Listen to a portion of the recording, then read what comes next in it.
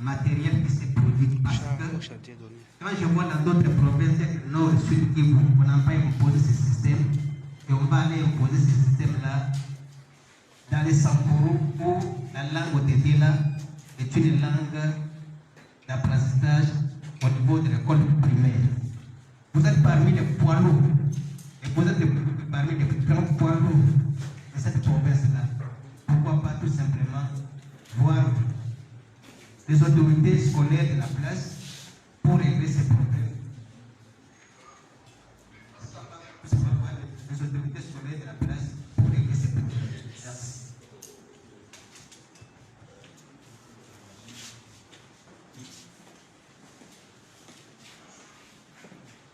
Merci, c'est Cédric Guillaume pour le compte de la RCC.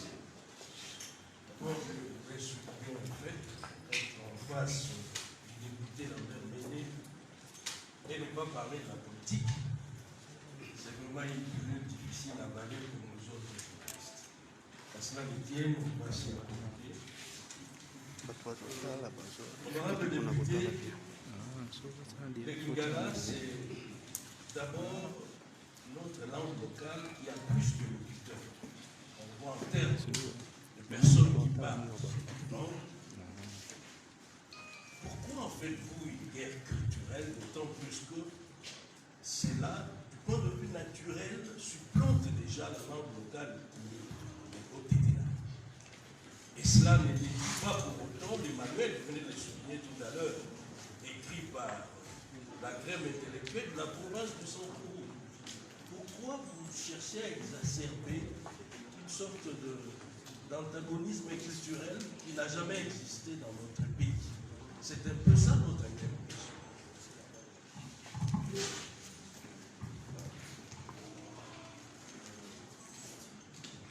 Chef de CCTV, honorable Lambert Mende, je comprends cette vaste campagne de mobilisation contre le Lingala. Quand vous dites que vous allez mobiliser, vous et tous les parlementaires de Sankuru, concrètement, qu'est-ce que vous allez faire? Est-ce que vous allez, comme ces opérations sont déjà là au Sankuru, vous allez les prendre, vous allez les brûler? Donc je veux savoir concrètement, qu'est-ce que vous allez faire maintenant que le droit sont souterrain? Et deuxièmement, vous êtes parlementaire. Vous entraînez quelque peu également à la Banque mondiale. Je pense que la Banque mondiale n'est pas arrivée au Sankuru à travers cette loi sans pour autant que le gouvernement ou le ministère ne puisse autoriser. Pourquoi vous n'interpellez pas le ministre de l'EPST en l'occurrence pour que vous y réglez la question à votre niveau au lieu de s'apprendre à la Banque mondiale? Merci.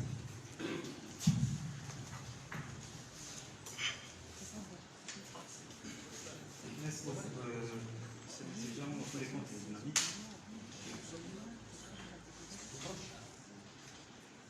Je disais cette décision pour les comptes économiques info. Je suis une petite préoccupation. Je crois que la question que je voulais poser, c'est déjà expliqué par mon frère. Mais honorable, en dehors de ce que vous faites actuellement, que comptez-vous comme démarche pour en fait obtenir des causes par rapport à ce que vous décriez,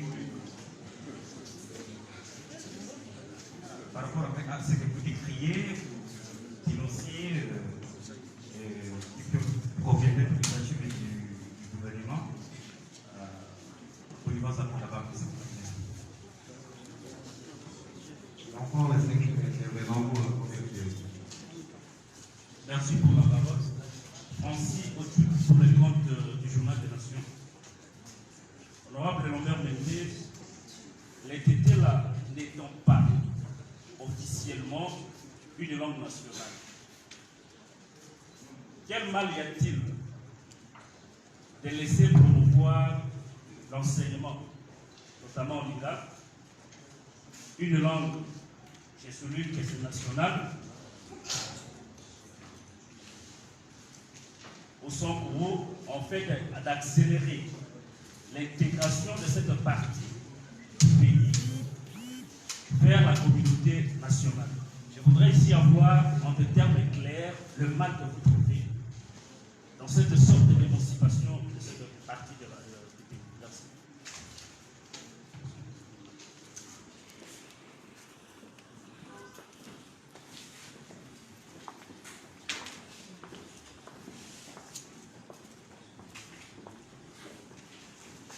Merci pour cette première vague de questions. Nous ne considérons pas les décisions qui ont été ravivées par l'initiative du ministère de l'enseignement primaire, secondaire et technique comme une simple erreur matérielle. Dans l'historique que j'ai donné de ce dossier, je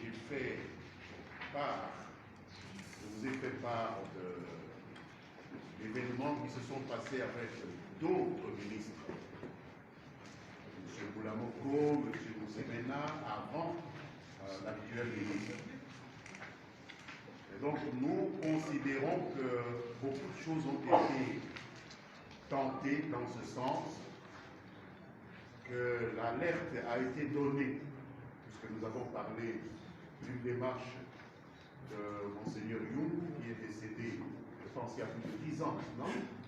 Il avait déjà tiré la sonnette d'alarme en son temps. Une deuxième alerte a été donnée par Monseigneur Djomo, qui lui a succédé il y a quelques années avec le ministre Boulamoko, qui est un ministre du gouvernement du président Mobutu. Et nous sommes surpris de constater qu'on revient sur les mêmes pratiques alors que nous croyons avoir trouvé une solution satisfaisante, aussi bien de la part du ministre Boulamoko que du ministre Moussemena. Alors, vous demandez pourquoi ne pas voir les autorités scolaires pour résoudre le problème. Nous n'avons pas peur de voir les autorités scolaires. Nous allons les voir. Mais puisque les ayant vus en ces différentes circonstances et ayant obtenu d'elles, ces autorités scolaires, au niveau central, c'est toujours le ministre qui est en charge des questions de l'enseignement, qui est la plus haute autorité scolaire, nous étions arrivés à une solution et nous nous rendons compte que le problème se repose dans les mêmes termes. C'est à ce niveau que nous nous trouvons maintenant, où nous devons absolument mobiliser l'opinion publique, parce que tel aussi est notre devoir et notre droit comme parlementaires. Nous ne pouvons pas nous retrancher derrière des démarches que nous avons faites dans le passé, qui avaient abouti à des solutions lorsque le partenaire avec lequel nous avons discuté de cette question revient sur des solutions qui ont été convenues avec lui-même. Notre devoir est de dénoncer cela et de résister à la violation d'un accord qui a été conclu, l'exception était là. C'est pratiquement une des rares provinces où une seule langue est couverte dans l'ensemble de la province. Et on y revient à nouveau au niveau, comme langue d'apprentissage du niveau primaire. Notre devoir, c'est de revoir ces autorités-là, mais en même temps de tirer la sonnette d'alarme dans l'opinion publique. Et personne ne peut nous retirer ce droit-là. La question de Cédric concernant le fait que le Lingala a plus de locuteurs, je voudrais dire que le Lingala a certainement plus de locuteurs. Moi-même, je suis un locuteur de Lingala. Ce qui n'empêche pas que j'ai fait mon apprentissage avec l'Otetela. Ça ne m'a pas empêché de parler Lingala. Donc ce n'est pas ou bien ou bien. C'est une mauvaise perception. Le Lingala a plus de locuteurs sur l'ensemble de la République et nous n'en faisons pas une guerre culturelle parce que nous n'avons pas dit qu'il ne faut pas qu'on enseigne le Lingala au Sampo. Mais nous avons dit qu'il est hors de question qu'on détrône l'Otetela comme langue maternelle d'apprentissage dans l'enseignement primaire au Sampo. Et tant qu'apprendre, je voudrais informer Cédric que si le Lingala a plus de locuteurs dans l'ensemble de la République démocratique du Congo, l'Otetela a plus de locuteurs que le Lingala dans la province du Sankourou. Je voudrais vous inviter un jour à venir avec moi au Sankourou. Nous ferons le tour des villages et vous me direz combien de gens peuvent s'exprimer en Lingala. Moi, je parle Lingala parce que je suis venu à Kinshasa faire mes études et que c'est la langue la plus répandue ici. Et dans nos villages, vous trouverez des gens qui ne parlent Lingala que parce que, à une occasion ou à une autre, ils ont eu affaire à la police ou à l'armée, mais ce n'est pas le cas de tout le monde, d'aller avoir affaire à la police ou à l'armée. Donc je peux estimer à 70%, 75% le nombre de sans-pouvoir qui ne savent pas un mot de Lingala. Et tant qu'à faire, je ne vois pas comment des enseignants qui ne parlent pas le même Lingala pourraient enseigner le Lingala aux enfants du primaire. C'est une question de faisabilité aussi. Donc il faut bien connaître le Sankourou avant d'affirmer que les locuteurs du Lingala sont plus nombreux là-bas que l'Otetela. Non, l'Otetela est la langue la plus parlée au Sankourou que toute autre langue, y compris le français.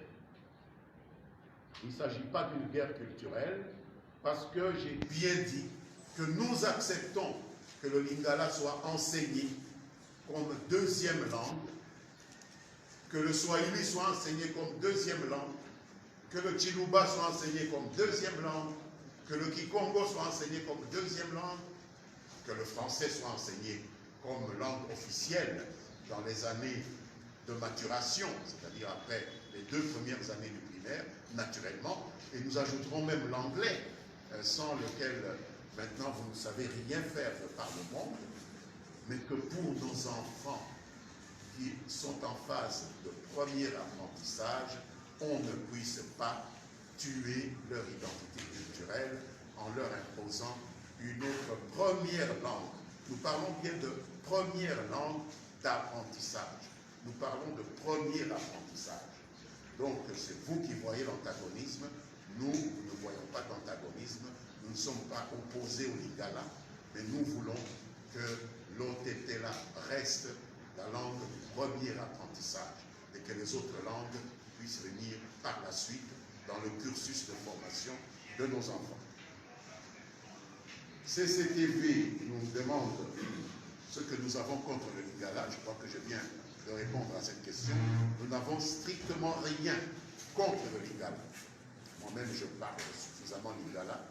J'ai fait souvent des points de presse en dire que nous ne mobilisons pas pour le maintien de l'Otetela comme langue de premier apprentissage de nos enfants dans le primaire, parce que nous ne voulons pas disparaître. CCTV a aussi parlé de responsabilité entre la Banque mondiale et le ministère. Je pense que les responsabilités sont partagées.